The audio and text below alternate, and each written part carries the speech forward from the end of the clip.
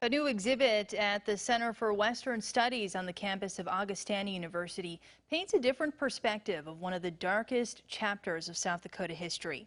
It's a tribute to one family impacted by the 1890 Wounded Knee Massacre, when federal soldiers killed hundreds of Native American men, women, and children. As Perry Groten is about to show us in tonight's Eye on KELOLAND, the artist hopes her paintings bring hope and healing for generations to come.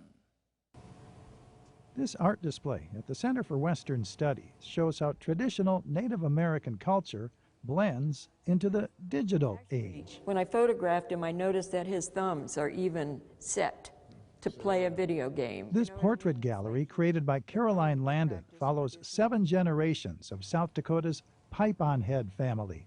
It starts with Lakota leader Bigfoot, also known as Spotted Elk, who was among those killed in the Wounded Knee Massacre of 1890. In spite of all the work the U.S. government has done to annihilate the culture and the people, the Native Americans in this country, they have survived. It's not a pretty story for me. To Landon, the portraits represent not only artistic expression, but redemption for a tragedy that happened so long ago that the country is still trying to come to terms with today. And I think of art as redeeming life, even the bad part of life. You know, if you can write and paint about it and make movies about it, and at least there's something productive that has come out of it. The exhibit's theme centers on the Native American prophecy of 7 generations needing to pass in order to mend the hoop, or mend the Lakota Nation in the aftermath of Wounded Knee. Those are on postcards. To Landon, each generation of Native Americans holds the promise of that 7th generation. These generations work to maintain the dignity of their tribe, their people, and didn't give up.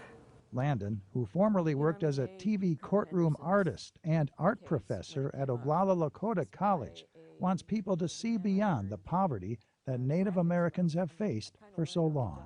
Just because you're poor doesn't mean you don't have some dignity, and you don't have some principles, and you don't, that you can't offer something to society. But what Caroline has done is she has painted life into his eyes. So you could go and you could stand right next to any of these men. You could stand and look them in the eyes, and you can have a conversation with them about their own life history. The Center for Western Studies says this portrait gallery shows how history is as much about the present as it is the past. So it's kind of a unique opportunity to stand face to face with each one of these men and know that Wounded Knee is in their very DNA. Each one of them, they carry it. And they carry it in different ways. 7 generations spanning nearly 200 years. Portraits of promise and perseverance.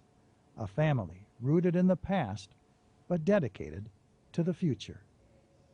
With Eye on KELOLAND, I'm Perry Groten. And they're not extinct. The 7 Generations exhibit is on display through September 6th. The Center for Western Studies will host an artist reception next month where some of the Pipe-on-Head family members will attend. For information on the exhibit, we have a link to the center's website at KELOLAND.com.